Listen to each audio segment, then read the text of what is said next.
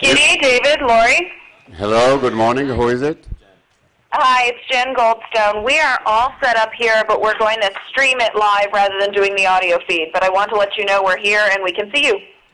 Thank you very much. Okay, so we've been waiting for you. We have at least Phil Rosen on the line, and good morning, everybody. It's 5:30 our time already. And we have here one of our groups. We have today in the country 2,700 participants, 85 groups from 13 countries. Everybody is surprised. Why do you have such low expectations from us? Because I told people before, Jen, that we are going to send over to Israel 46,000 participants as compared to 2,000 who used to come every year before we started, and everybody was surprised. But we shall try to even break this number next year. So we have now 85 groups, and I would like to, and they belong to Shorashim, one of our leading trip organizers, and they have very good staff people, and I would like to first of all ask you, where are you from? Are you from the West? Who is from the West Coast, for example? Okay, who is from the East Coast? And what's left? Okay. Now, who are the other Israelis over here? 1, 2, 3, 4, 5, 6. Didn't you have? Were you supposed to have 2 more? Okay, I'll ask you in a second so everybody could hear you. And this is your 9th day in Israel, I understand, right? I would like to ask, who is going to stay after the 10 days? Who is going to make an extension? 1, 2, 3, not the Israelis. Okay. 1, 2, 3, 4, 5, 6, 7, 8, 9, 10. Wow, 11. That's great. So, first of all, I would like 1 or 2 or 3 of you to tell us where have you been, or what was your itinerary since day one. Who would want to step up over here and start telling us about your itinerary until today? Who would be the first? Who would be the first? Guys. Ben. Who is Ben? Ben, stand up. Okay. It's fine. Okay, what's your name? I got you. I took a lot of convincing. Please. Oh, I need it. Please. Stand right on my left shoulder. We're both from New York. Yeah. My name is Eric. Benjamin. I am from Brooklyn, New York. Westchester, New York. Great. So So for everyone on the other side, I'll just talk and Ben's gonna stand here. We first started out doing a water hike in the Jillaboon. We saw this really amazing waterfall, and we were all able to swim, and it was really, really hot. This is the Golan Heights. Yes. Yeah. And it was like our first bonding experience as a whole group. We finally felt like we were doing a big communal activity together. That was the first thing that we did. The next thing, man, things just run together so much. Which one?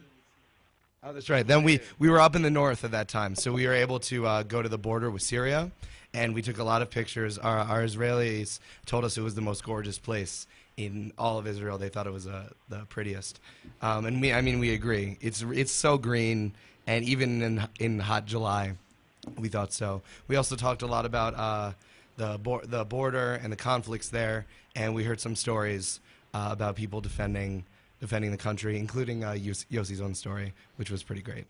After that, the second day, we did another hike.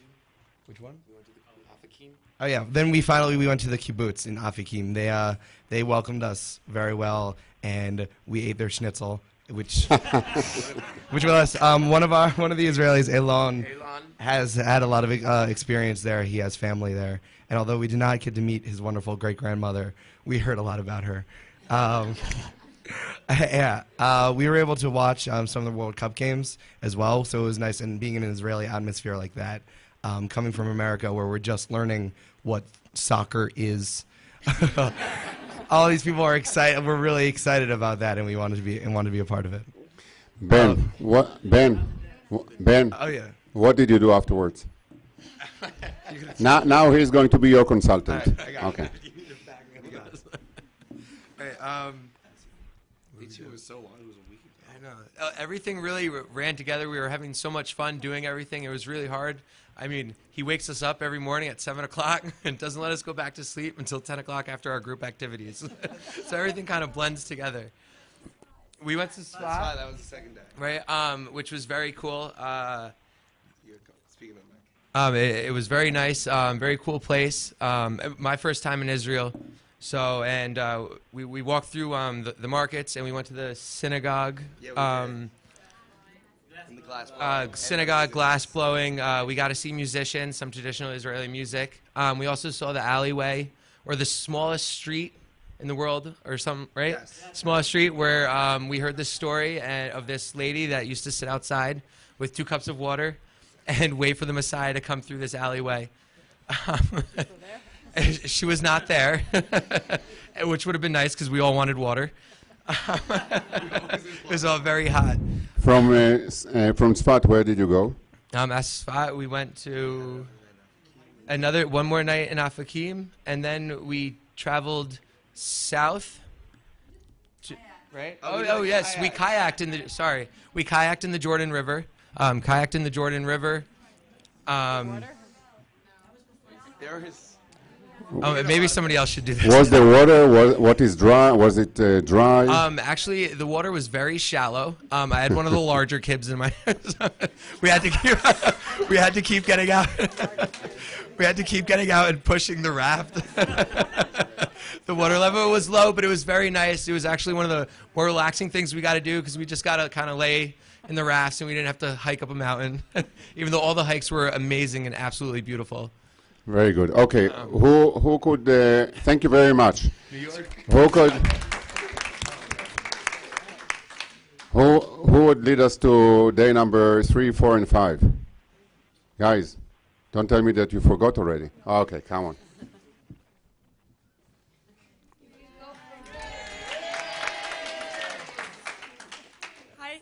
Hi, my name's Iris. Iris. And Really? it was really special being able to come here with my older sister.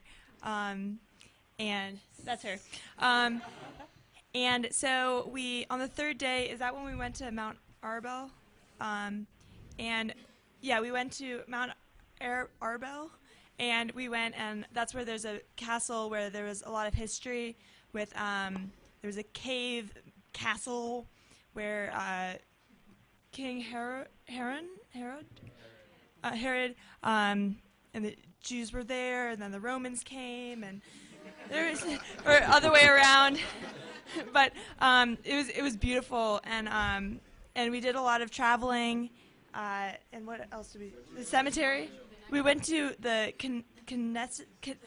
Kinneret Cemetery, and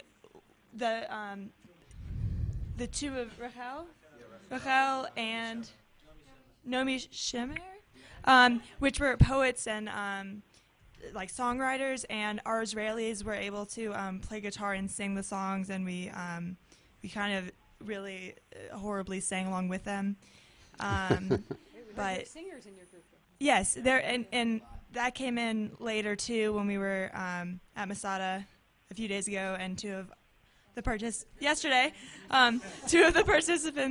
sang a beautiful Shalom Aleichem, Sim Shalom, one of the two, Sim Shalom, in one of the water aqueducts, which was like a huge cave, and it was amazingly beautiful, great acoustics. And then we went down. We were supposed to go to Tel Aviv, but instead of going to Tel Aviv because of the tension, we went to the Jerusalem. and we went to the Kotel in the Old City, and we walked around there.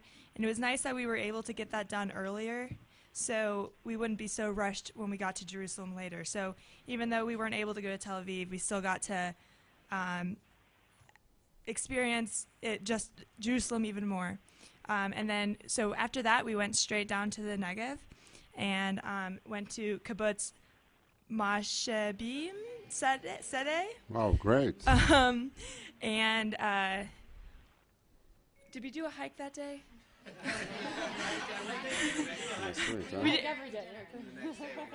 Yeah, we had dinner, which was a little bit better.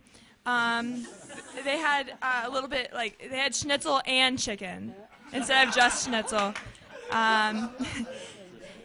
And we went on a lot of hikes in the Negev, which were beautiful. I've never been to any desert because I'm from Atlanta, Georgia, and it was just beautiful, breathtaking. Now I don't really have to go to the Grand Canyon because I've been to the Negev, kind of.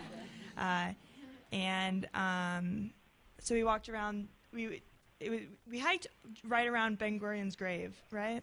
And we went to Ben Gurion's grave on the 6th day, oh no, we had Shabbat. We had Shabbat in there too, at the Negev. Does anyone want to take over from here? Anyone else want to help me out? And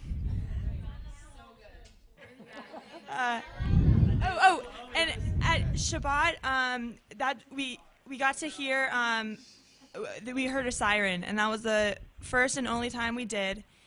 It was about 2 or 3 hours before Shabbat started, and my sister said something very poetic about how it was Israel showing us that they were protecting us, but how real life is in Israel. But they're still there to protect us, and they were welcoming us in for Shabbat. And Shabbat was wonderful. On Saturday, we just kind of spent time at the pool. We had some great discussions, 2-hour-long discussions about Judaism and gender roles in Judaism in Israel. We did a lot of Israeli dancing, which was eye-opening, and we're going to do it later tonight too. I think. Are we doing it with the lady? What's her name? Miri. I'm not going to say the name right. She's very good. She's very good. Okay. But so I'm excited about that. But yeah, and then in Jerusalem we went to Yad Vashem today. Today. Okay, thank you very, very much. So I would like to refer to two things that you just mentioned. And somebody said here that there were more Israelis when you started. Where are they? Can you speak to the phone, to the mic, please?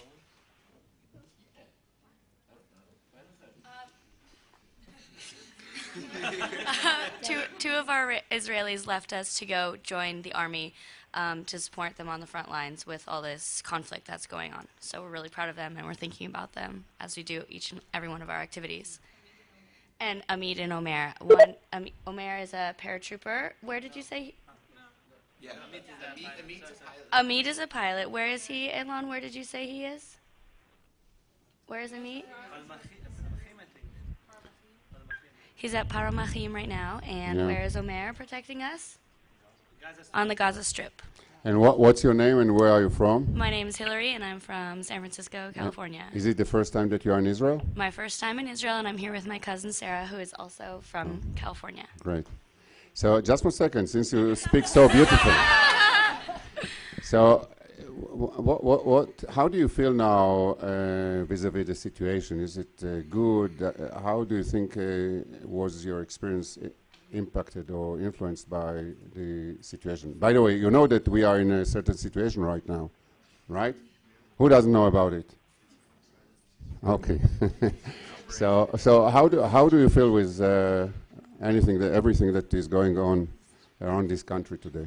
I personally feel that we're here at a very important time to be here in Israel, especially for the people that have never been here before. It's really eye-opening to see the culture and how daily life goes on here. I personally have felt that as our itinerary has changed a little bit, I still felt that we got a very well-rounded, full experience while being here in Israel, and I never felt at once very afraid, and I always felt that we were in good hands with, Shorashim and Taglit taking care of us and making sure we were in the right place at the right time. And like it was mentioned, when we heard the alarm, it kind of made it all real, because we had been hearing about it and reading about it in the news and talking to our parents about it. But when we heard the alarm, I felt really prepared. Like I knew what was happening, and then it was over. And one of the Israelis, Maya, she came and checked on us afterwards, and it was just, I felt almost kind of at home during that moment, which was kind of strange. I still have had a great time. Thank you very much. Who could share with us some of your feelings or your almost your view of the last 9 days? For example, what was your highlight of the trip? Who could tell us what was the highlight of the trip? Yes, please. Hi, Michael Hammer, originally from Florida, now Baltimore. I guess I can pick the mic up, huh? Yeah. So one of my favorite parts of the not really. So one of my favorite parts of the trip wasn't something that we planned. When we first got to Jerusalem, which wasn't a planned part of the trip, which, by the way, I was super impressed by the way that we just kind of pivoted when there was somewhere where we all had been planning on going for months, and I'm sure that many of the itineraries are very similar. It felt seamless, and I think the staff was really prepared to just continue teaching us, and it felt right. It was great. As soon as we got off the bus, we were welcomed by 2 bar mitzvahs, which was just so cool. Really? It wasn't planned. We were getting off the bus and just kind of collecting, and but I mean, that was amazing to me, and just the Israeli people just welcoming us and taking pictures and joining in the singing. That was awesome. And then we went and we had lunch, and as we stopped for another talk, a bat mitzvah kind of interrupted our conversation, which was awesome. And even though I've only known these people for, it was 4 or 5 days at that point, somebody got to talking with the family that was there. Turns out they're from 5 minutes from my parents' house, which is just small world awesome. So yeah, I mean, that was one of my favorite things, was just to, it wasn't planned, I thought. So it was great. That was my favorite thing. Thank you very much. By the way, we have Michal Tamim with us, who is the head of Shorashim. Great educator, and you're right. They do the work. They move you around, and I just want to make sure that we all know that you were supposed to be in Jerusalem anyway, but because of the restrictions on Tel Aviv, you gained another day or 2 in Jerusalem. Yes, please. What's your name and where are you from? Hi, I'm Julie, and I'm from Northern Virginia, right outside of D.C. And I was just going to talk briefly about, of course, the highlights are like the big things, Masada and Jerusalem, all that. But I think I will never forget the bus rides for the rest of my life, ever. Especially I call it the crazy bus, which was like the 4.5-hour drive out of Jerusalem to the kibbutz in the middle of the desert, where we discovered a really beautiful Israeli term. I don't know the Hebrew, but we've been repeating it for the entire 9 days, and it's called spoon positioning. And it just means when you're in such a state of happy, like, delirium and hysteria, you can say anything to anyone and we'll laugh about it for like a good 5 minutes. And that happened a lot on the bus. But I feel like there were so many turning points for me in the trip, but that's a big one, because I feel like after that bus ride, things changed and I felt a lot closer to everyone. Thank you very much. Thank you. Thank you. Who else would like to share it? Yes, please. What's your name? I'm Emily. I'm from New York. Hi, Emily. I was lucky enough to celebrate my birthday while on the trip. Happy birthday to you. And that was definitely, for me, the highlight, mainly because they gave me upwards of 8 balloons in the middle of the desert and told me to hike in the desert with 8 balloons. Let's just say they did not make it very far, because there's actually a lot of shrubbery in the desert, oddly enough.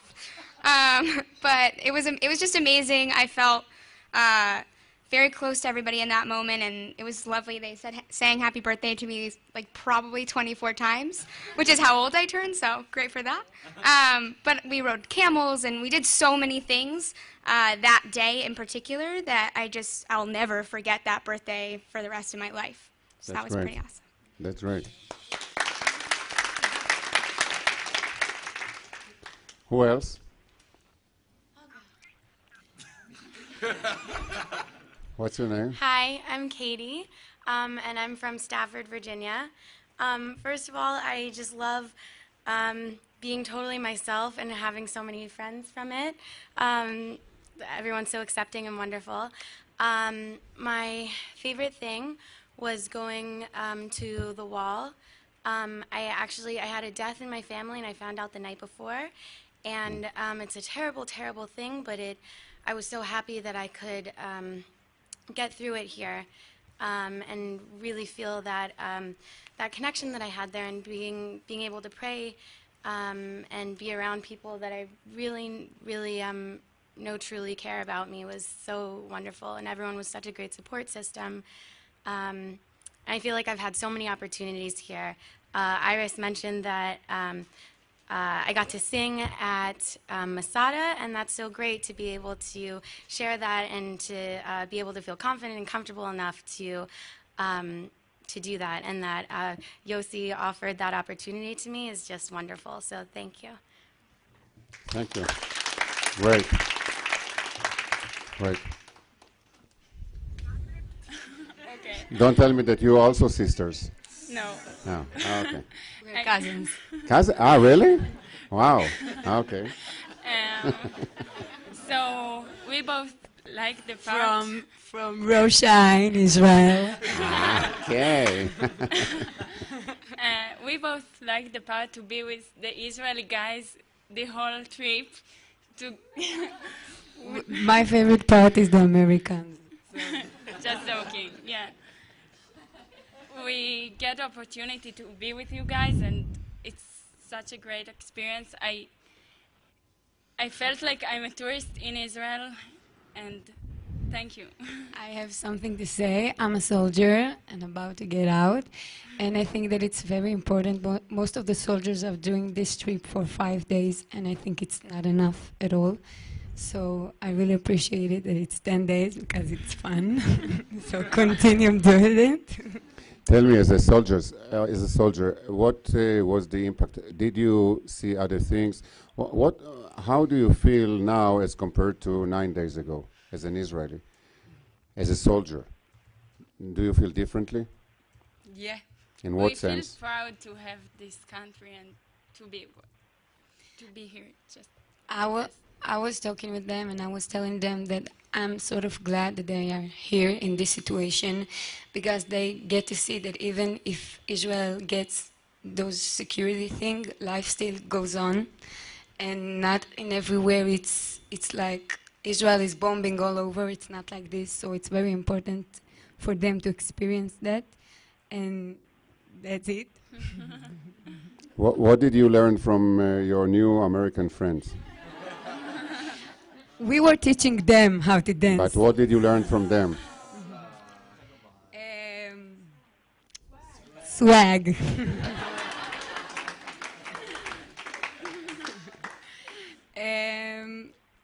I think that the Jewish community in the United States is much more bigger and stronger than what I knew about them. So this is what I learned. Okay. Thank you very much.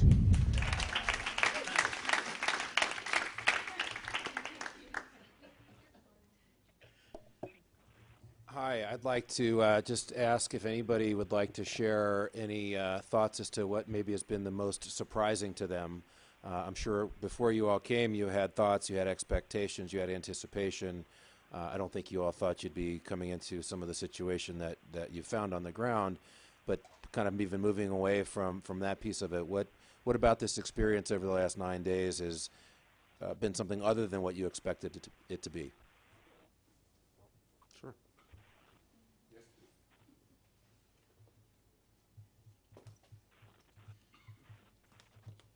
Hi, I'm Sarah. I'm from New York City. I think one of the things I didn't expect was how close we would all get really, really fast. For example, I am not so good at hiking. I really am not a fan of hiking, and I didn't do so good on the first one, and everyone was just really supportive, and including Yossi and Micah and everyone. They help you through everything. And it was our first day in Israel, and I already felt like I had a family. And we have one guy who's really afraid of heights, and we scaled a cliff on our second day. And it was just amazing to see everyone pulling together and becoming like this big family. It wasn't like I'd heard that people get close, whatever, but this really felt more than we'd been together for 2 days or a day before this had all happened. And it just made everything, all the experiences more special because we had 40 people who we all really enjoyed to share it with. So. Great, thank you.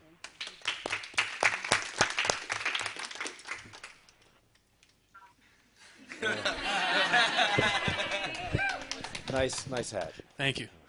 Guess who's the guy afraid of heights? Glad to know you're still with us. Yeah, I am still here. My name is Noah. I'm from Pittsburgh. Yes, I went to Michigan. So I'm terrified, deathly terrified of heights. And we seemed like every day went on a horribly terrifying, very high hike. And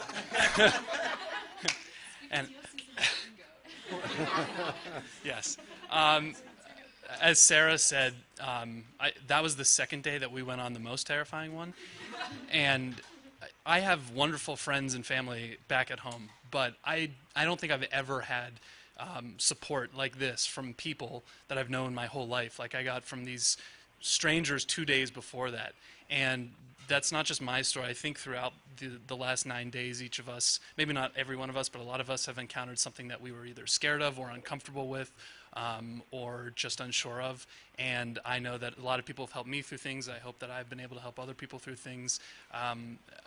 I think that this just happened to be a really wonderful group of people, really mature, thoughtful, caring people. But I think it's also, it has to be something else than that. It couldn't just be that random. I think it has to do with this trip and how it's organized and the people it attracts and the reasons why young people come on this trip.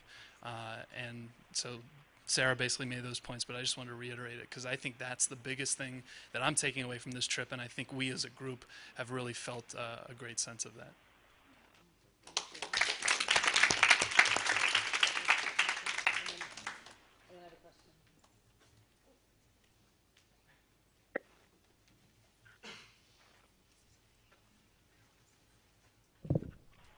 Hi, my name's Hannah. I'm from Cleveland, Ohio. A couple things very surprised me about this trip, kind of going off of what the last two people were mentioning about the friendships that we formed. One thing that surprised me is how easily comfortable we all got in front of everyone. I can honestly say we all probably smelled the worst, looked the worst, felt the worst in these situations after our hikes at 3 in the morning, getting out of the tents, but no one felt so uncomfortable that they couldn't, still come to us, and definitely formed such awesome friendships with that. So I really was surprised myself how I could handle that, but it was a blast with that. One thing that I want to say surprised me, or if not, I just learned a lot about is about the Israeli army. During the time that we've been here, we've heard a lot about the situation and what we need to do for ourselves and what we should be reporting to our parents. So I've never heard of the Iron Dome before. I don't know if I would have heard about that if we weren't in this situation. And I'm blown away by the technology, by the Army here, and all of the progressions we've made. And really impressed and surprised by how Taglit's handled this with our families, sending out the emails, making sure that we keep in contact with our parents, because I know my mom specifically, which I was very terrified, as well as a lot of our parents. But our advisors, our staff stayed calm for us, so we stayed calm for them, for our parents. So, and I think that was communicated very well, and I was very happy with it. Do you speak to your parents every day? Yes, here, absolutely. Does everybody speak to the parents every day? No. Why not? The Wi-Fi would have helped, but we had people were very open with borrowing cell phones. We had phones from the staff to communicate to our parents with. So. Okay, we want you to drink water. We want you to wear your hats, and we want you to call your parents every day. Okay? You have only one day more, so do it tomorrow. Start calling. Okay. Thank you. Thank you very much. And then Laurie has a question, right? I've just got something that I really was impressed with and just blew my mind on a regular basis was during each of the hikes I stayed at the very, very front of the line. I was right behind Yossi basically the entire time we were there. And the reason for that was because I wanted to take in as much of the history of what we were doing as I could. And I asked Yossi like 100 questions a day. And every single one of them, he just right away knew exactly what it was, knew a story about it, and just it was incredible the amount of knowledge that he provided to us. And it really meant a lot to me. So that's all I wanted to say.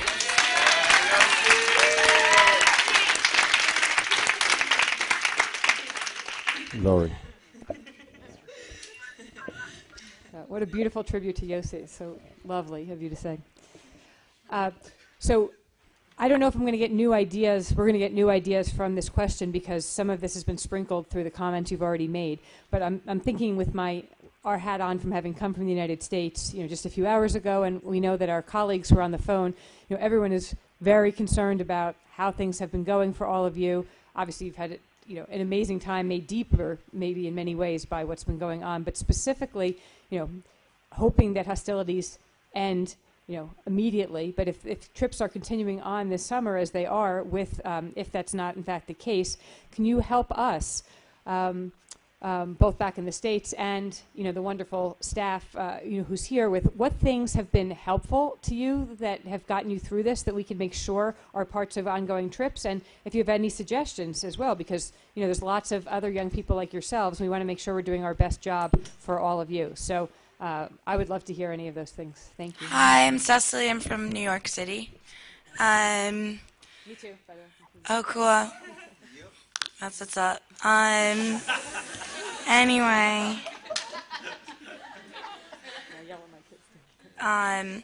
So at first it was like, I don't know if anybody mentioned this while I was out of the room, but it was a lot of like stuff that you would kind of hear through the grapevine. Different people would be saying different things. And then I think it was Dan in our group who requested that we have like a sit down. And that's when Ayal came to us, and we all had like a conversation. He gave kind of like a debriefing about what was going on, and then people who wanted to continue asking questions could stay. And I think that's really important, that like there's a discussion going on, and that people feel like they can get actual information, so they're not hearing like 10 different things and not really knowing.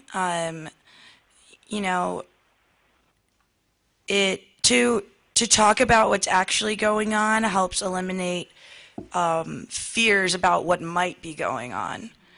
And like to talk to the soldiers was also really, or the officers, as Alon says, where it was also really reassuring in a lot of ways, because these are the people that are actually like, not that they have a choice, but actually putting their lives in the line and like defending Israel. So in America, I don't know about everyone here, but I have never had anything close to military experience.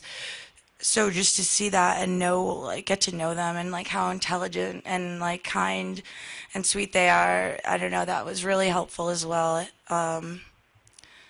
Yeah.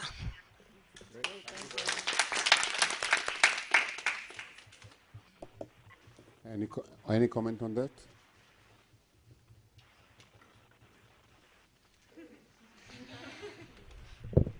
I'm the Dan she was referring to. Hi. Oh no, I'm too tall. Take the mic out of the stand. Oh, okay, I'll perform. All right. Hi, how's everybody doing tonight? I keep it in there.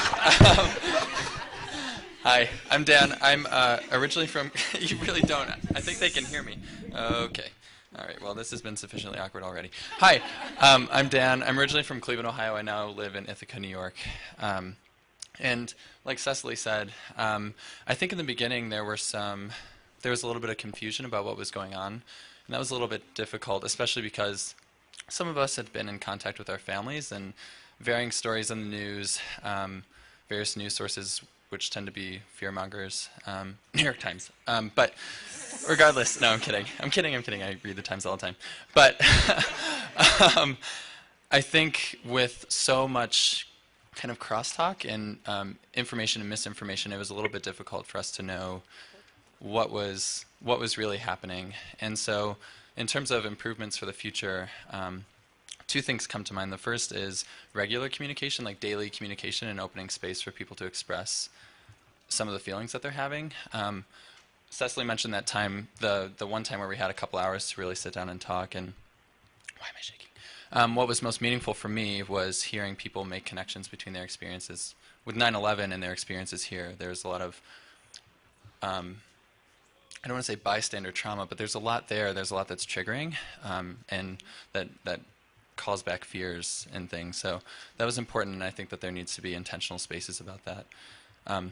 The second thing is that I think there was a lot of communication with families via email, and not all families necessarily access email regularly. My parents in particular, I come from a very working class background, so telephone conversations with parents, and that could easily just be, I think, facilitated via a question on the application, like, if there's an emergency, what's the best way to contact your parents? For my parents, it's not email.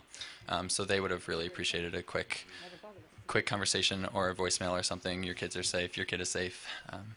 So, thanks. Very good. Thank you very much. Thank you very much. Anybody else? Jen, is there any question from New York?